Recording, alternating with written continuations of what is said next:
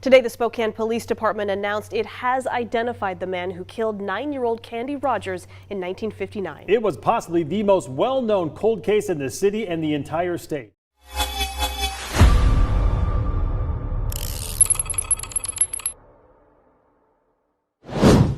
Seven miles outside Spokane, Washington, the pines swallow almost every sound. On a still day, even a single footstep seems to travel farther than it should.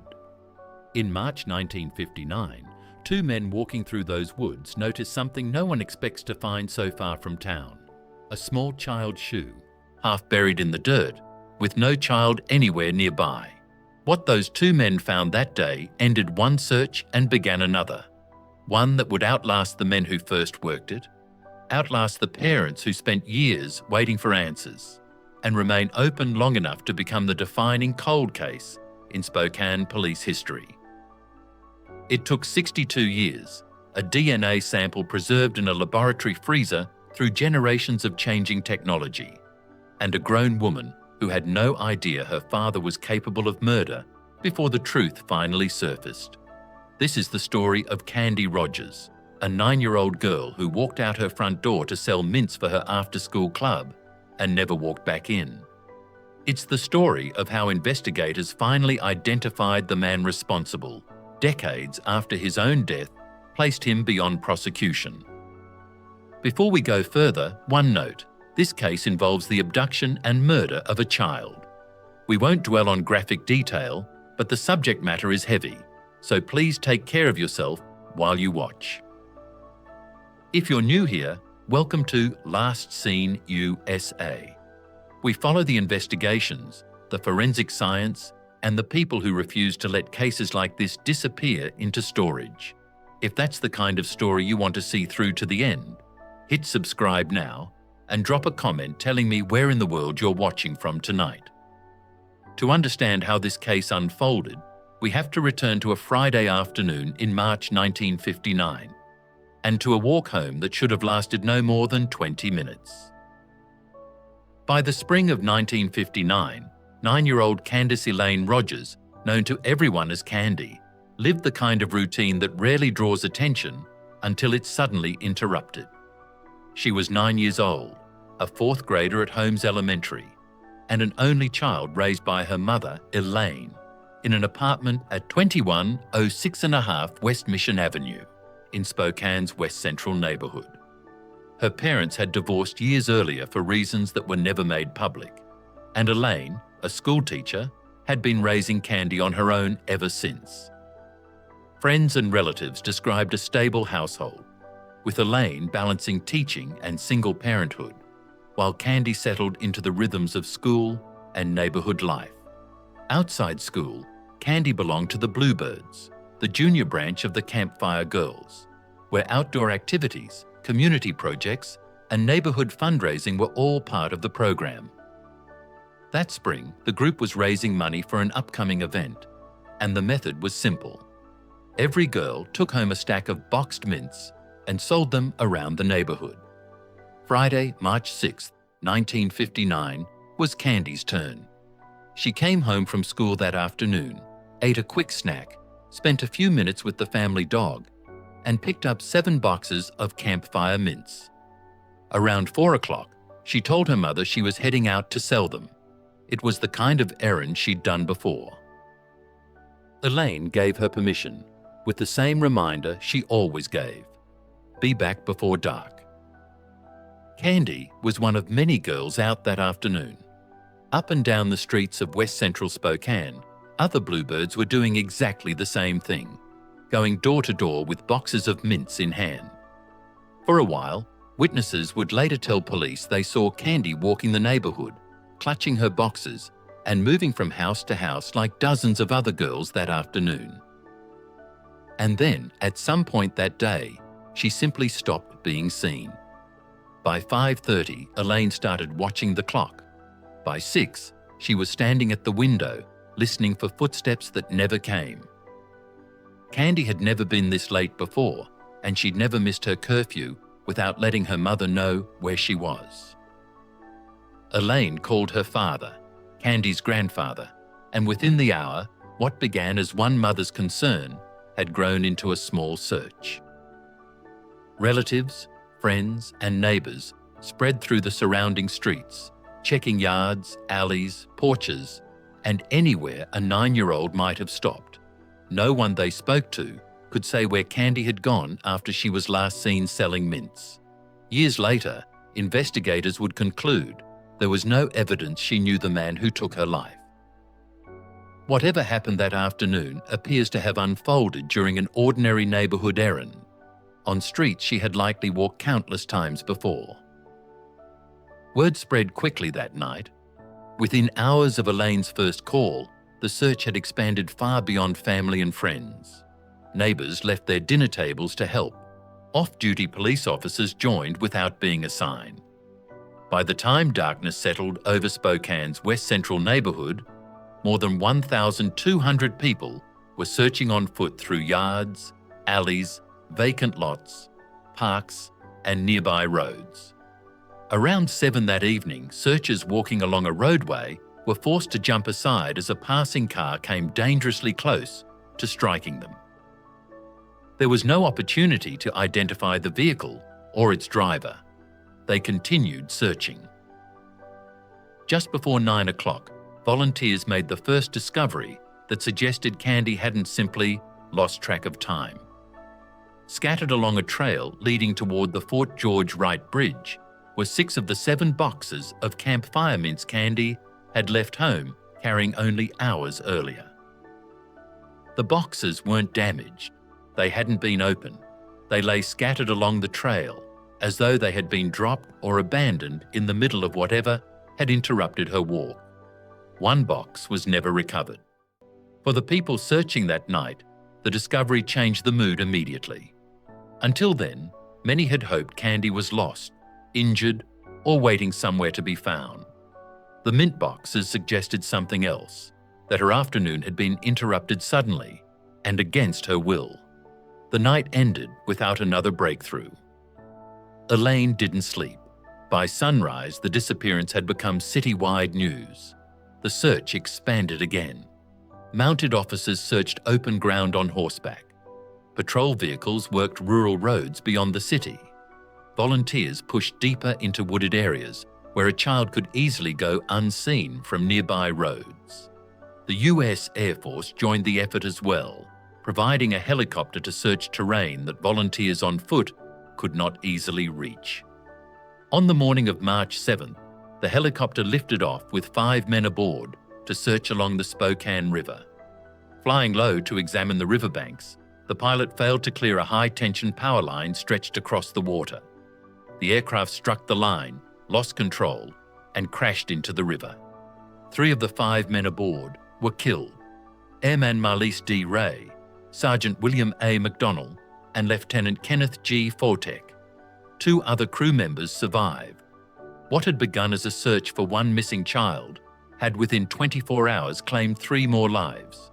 It would have been understandable if the search had slowed after that tragedy. Instead, it intensified. The loss seemed only to strengthen the resolve of the volunteers and officers already searching. People continued arriving to help. Detectives kept working long hours. No one wanted the lives lost in the helicopter crash to become another unfinished chapter in the search for Candy. The search continued through the following days, then into the following week, without finding a single trace of her.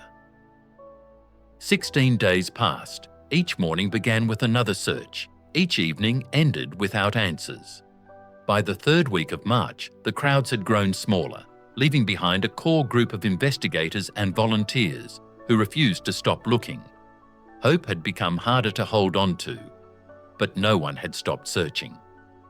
On March 21st, 2 off-duty airmen from Fairchild Air Force Base were hunting in a wooded area off Old Trails Road, roughly 7 miles from the Rogers home. The terrain was rugged, heavily wooded, and seldom travelled. In a small clearing, one of the men noticed something resting on the forest floor that immediately seemed out of place: a pair of small girls' shoes. They brought the shoes back to the base and turned them over to Spokane Police. When investigators showed them to Candy's family, they recognized them as the same kind she had been wearing the afternoon she disappeared. By the time that confirmation came, daylight was fading. Rather than risk overlooking something in the failing light, detectives secured the area and returned at first light. On the morning of March 22nd, officers and volunteers began a careful search, working outward from the spot where the shoes had been found. For a time, nothing emerged. Then one of the officers noticed something unusual, a shallow mound of pine needles and brush that looked just different enough from the surrounding forest floor to warrant a closer look. Beneath it, they found Candy. She had been there the entire time, hidden only a few inches beneath natural cover, while thousands of volunteers searched the city for 16 days. The autopsy later determined that Candy had been sexually assaulted and killed by strangulation. Her feet had been bound with strips of cloth, and another strip had been used as the ligature. The news reached Elaine later that day. She collapsed upon hearing it and had to be sedated. For the thousands of volunteers who had spent more than 2 weeks searching streets, fields, riverbanks, and forests, the discovery did not feel like the end of the search. It marked the beginning of another one, the search for the person responsible.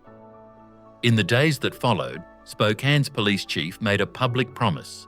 Every available detective would remain assigned to the investigation until the case was solved. "We know what we're looking for now," he told reporters. "We're looking for a maniac." For a time, the investigation moved with urgency. Detectives interviewed dozens of witnesses, retraced Candy's known movements, and pursued every lead they could identify. One name surfaced almost immediately: Hugh Beon Morse. By then, Morse was already serving 2 life sentences for 2 unrelated murders and was well known to investigators as a violent repeat offender. One detail drew particular attention. He was known to chew grape-flavoured gum. When detectives examined Candy's clothing, they found a faint purple residue that appeared consistent with grape-chewing gum. At the time, it seemed significant. Detectives questioned Morse directly. He denied any involvement, but suspicion alone wasn't enough.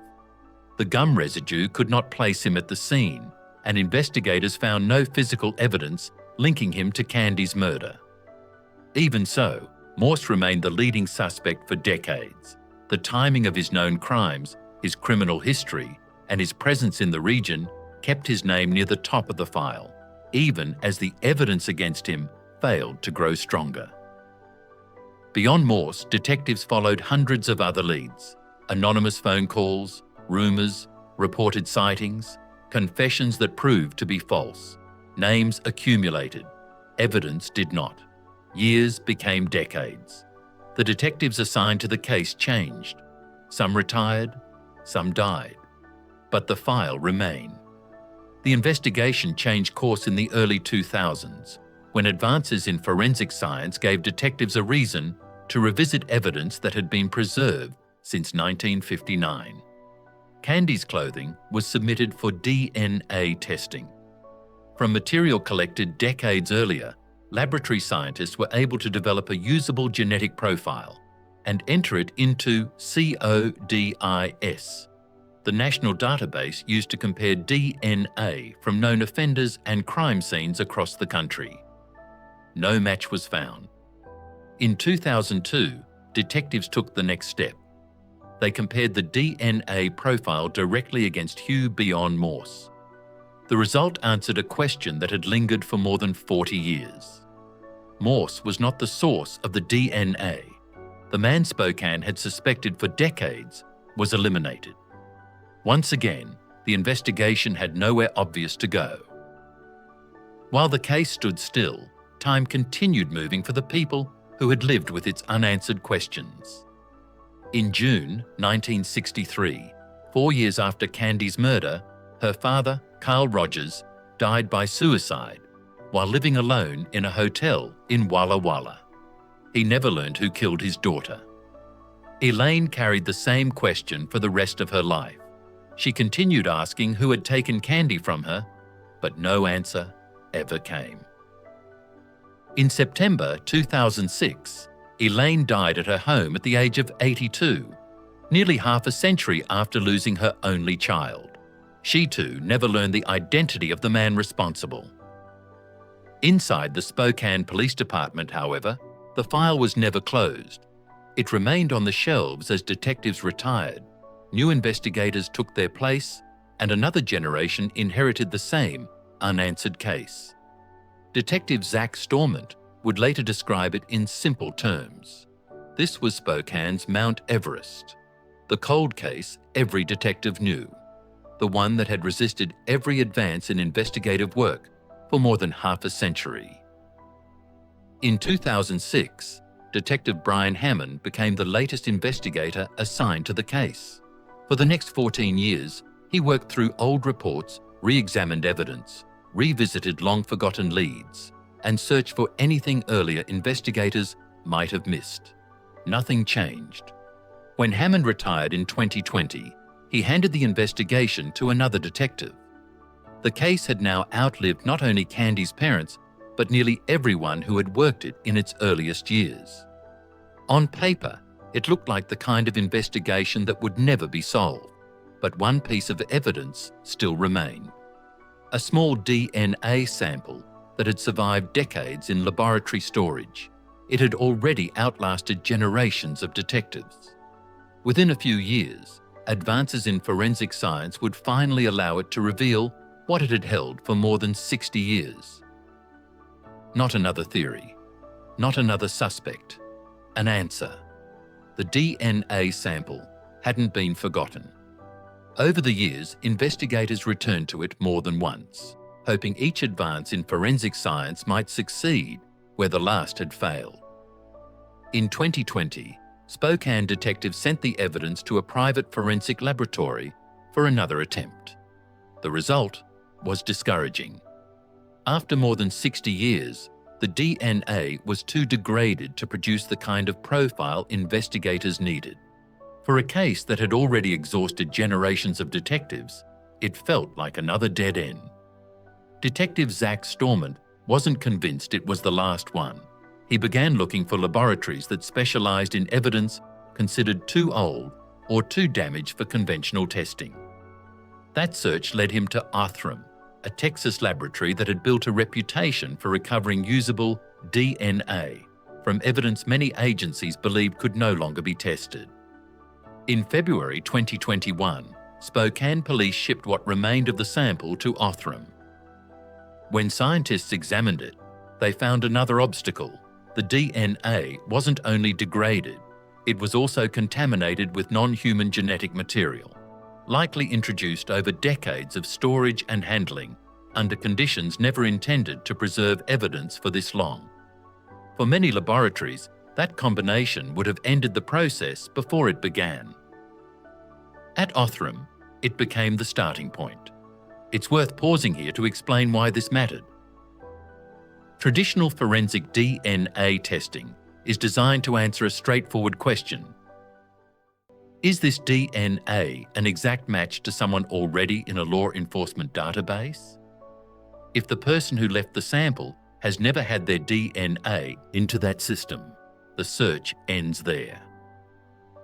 That's exactly what happened in Candy's case, when detectives compared the DNA profile against CODIS in 2002. No match was found because the person responsible wasn't in the database. Genetic genealogy approaches the problem differently. Instead of searching for one exact individual, scientists built a much more detailed genetic profile, one capable of identifying biological relatives. Rather than examining only the limited number of genetic markers used in traditional forensic testing, this process analyzes hundreds of thousands of points across the genome. That makes it possible to identify distant family relationships even when the person investigators are looking for has never submitted a DNA sample. Using forensic-grade genome sequencing, Othram scientists reconstructed as much of the unknown person's DNA as possible from the degraded evidence. That profile was then compared with DNA voluntarily uploaded by people researching their family histories through public genealogy databases. The search worked backward, not from a suspect to the evidence, but from the evidence to the suspect's family tree. The process was painstaking. Scientists compared shared genetic markers, traced extended family branches, ruled out relatives who couldn't fit the timeline, and gradually narrowed the possibilities using age, geography, and documented family relationships. Detectives in Spokane waited as each update arrived. They knew this approach had solved cases once considered impossible, but they also knew there was no guarantee it would solve this one. Months passed. Then, over Labor Day weekend, on September 6, 2021, Othram delivered the breakthrough. The DNA pointed investigators toward a single family. Within that family, 3 brothers emerged as the most likely candidates: John Reigh Hoff, James Andrew Hoff, Terry Allen Hoff. All 3 were already dead. But for the first time since March 1959, investigators weren't looking at an unknown offender. They were looking at 3 real men who had once lived in Spokane. One of them had killed Candy Rogers. 3 names were a breakthrough. They were not yet an answer. John Reigh Hoff, James Andrew Hoff, and Terry Allen Hoff were brothers, and all 3 were already dead. The DNA alone couldn't determine which one had killed Candy. To narrow the field, investigators needed something the laboratory couldn't provide: DNA from living relatives. As detectives traced the Hoff family, one detail quickly stood out. Only one of the 3 brothers had children: John Reigh Hoff. That made him the logical place to begin. Detectives located his daughter, Kathy Hoff, and explained they were investigating her late father in connection with a homicide that had remained unsolved for more than 60 years. According to Kathy, she recognized the case almost immediately. Years earlier, she had independently read about the murder of a young girl in Spokane. As soon as detectives mentioned the victim and the year, she knew exactly which investigation they were referring to. She agreed to provide a DNA sample. The comparison produced a decisive result. On September 8, 2021, forensic analysts concluded it was approximately 2.9 million times more likely that Kathy was biologically related to the unknown DNA than that the similarity had occurred by chance. The investigation now centered on one man, John Reigh Hoff. For the first time in more than 6 decades, detectives had a suspect supported by genetic evidence. The next step was understanding who he had been. John Reigh Hoff was born on August 11, 1938, and grew up in Spokane. People who knew him described a troubled adolescence. At 17, he enlisted in the US Army, a path that, for some young men of that era, also offered structure and distance from difficult circumstances at home. By March 1959, Hoff was 20 years old and living at 2211 West Broadway Avenue. His home was roughly 1 mile from Candy Rogers' apartment on West Mission Avenue. Close enough that the two could have crossed paths without attracting anyone's attention. As detectives continued reconstructing his life, they discovered another connection. Hoff's stepsister belonged to the Campfire Girls. She had served as Candy's big sister within the organization, an informal mentoring role assigned to older girls. Investigators found no evidence that John Hoff and Candy knew one another personally, but his family's connection to the same organization meant he was far closer to Candy's world than anyone had realized in 1959. 2 years after Candy's murder, Hoff appeared in police records again, this time not as a suspect, as a convicted offender. In 1961, he posed as a prospective tenant to gain access to a woman who was showing an apartment for rent.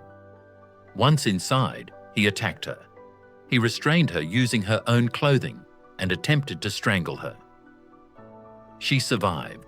For detectives reviewing the case decades later, the similarities were difficult to ignore.